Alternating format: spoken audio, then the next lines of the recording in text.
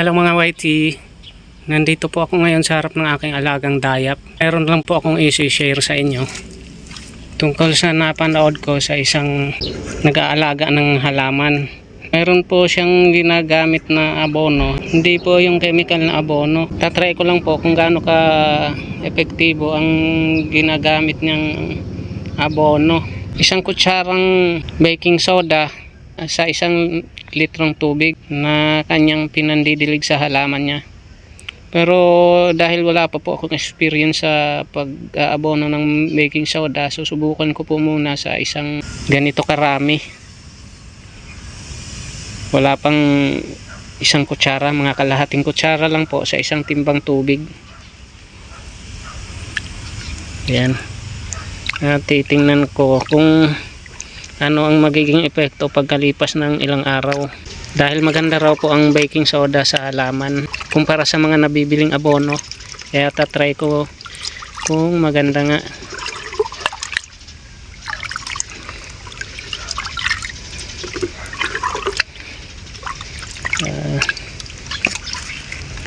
Tingnan ko kung pagkalipas ng ilang araw ay may magandang epekto sa aking dayap.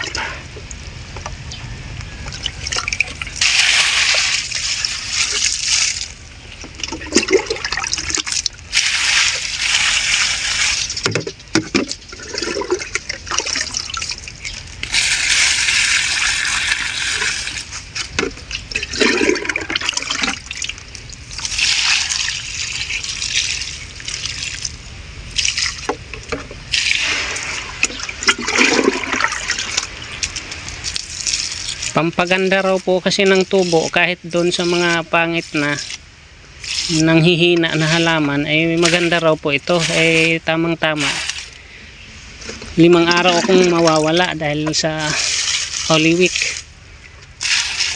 Tingnan na lang natin kung anong magiging epekto nito next week.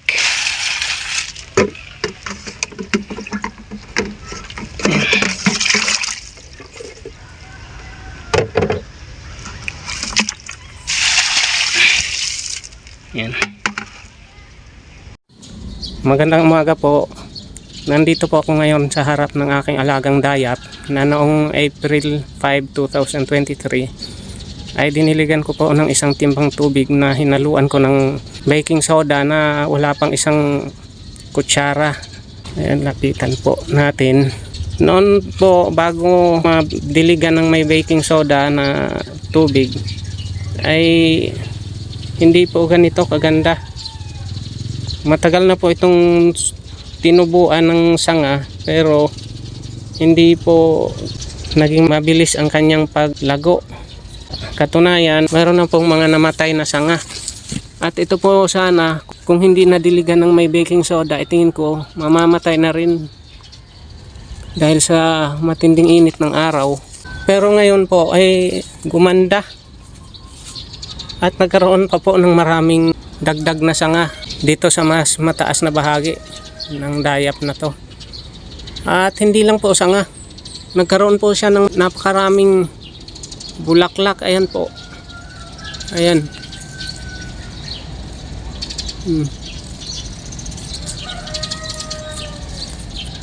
Ayan.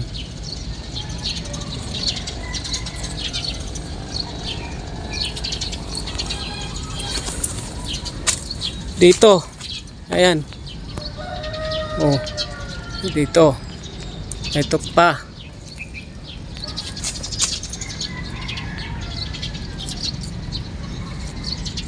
Ayan. At sa taas. Ayan. Ayan pa. Napakarami po. Ayan pa, oh. Oh. Ayan pa, oh. Ito. At ito. Ayan. Ayan pa. Dito. Oh. Ayan pa. At ito. Ito pa. Ayan pa po. napakarami po. Ayan.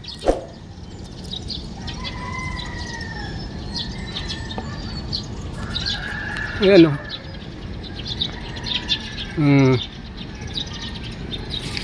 Ayan.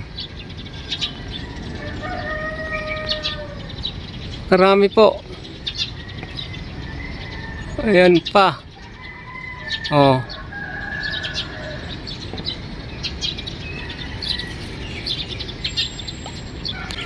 Ayun, napakarami po. Halos lahat na ng sanga may mga bulaklak po. Dito sa ibabang bahagi lang po ang hindi lahat ng sanga nagkaroon ng bulaklak. Pero hindi po magtatagal. Mamumulaklak na rin po yan. At hindi lang po yan. Meron pa po ako ditong ipapakitang seedling kong papaya. Ayan. Na kung saan nung April 5 ay ang tangkad nila ay hindi pa po lumampas sa timba na ito. Pero tingnan nyo naman kung gaano kalaki ang itinangkad nila.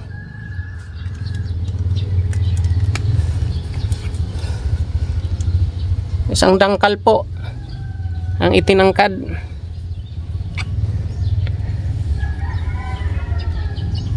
Nung bago ko sila diligin ay puro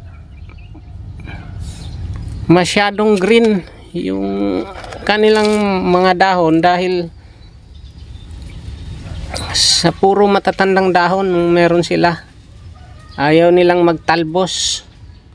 Pero sa ngayon, di lang sila tumangkad, nagkaroon pa ng talbos. Ayan o. At medyo bumata yung mga dahon nila. Simula ngayon, di na ako gagamit ng iba pang abono, kundi yung baking soda na lang. Mura na, tipid pa, at safe pa sa halaman. Sa mga hindi pa po naka-subscribe ng aking channel ay paki-subscribe na lang po. Ngayon po ay pang-siyam na araw na simula nung madiligan ko ng isang timbang tubig na may halong kakaunting baking soda itong dayap na ito. Na kung saan noong April 5 ay wala pa pong bulaklak. Pero sa ngayon napakarami na po. Ayan o.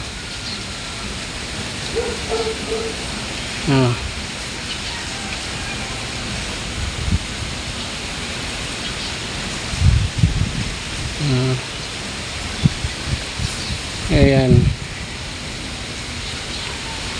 Hindi lang po bulaklak ang makikita niyo rito. Meron na po silang mga buko. Ayan. Dalawa. Marami na po dito ang buko. Ayun pa oh.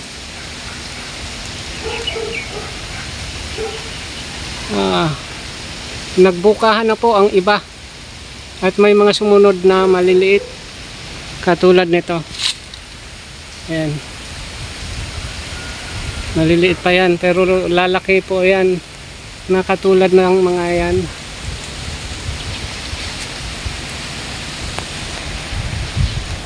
Ayan oh. May buko na rin. Napakarami pong naging buko na at bulaklak. At may mga sumunod pang mga bagong suloy. Oh. Ayan oh. Napakarami po. Ayan pa oh, may bagong suloy na sinabayan pa ng bulaklak. Tulad yan.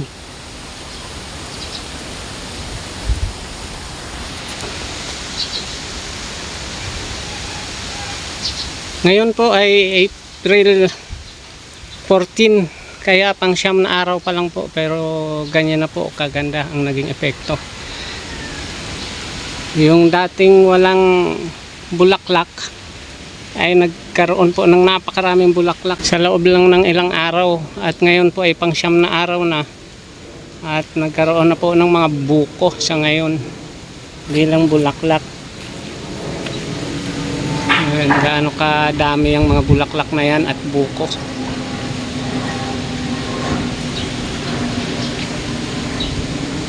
So hanggang dito na lang po muna ang video ito. Kung hindi ka pa nakapag-subscribe ay paki-subscribe na lang po. Hanggang sa muli, ito po ang inyong Kuya Brownie. Maraming salamat po sa panonood. Bye bye.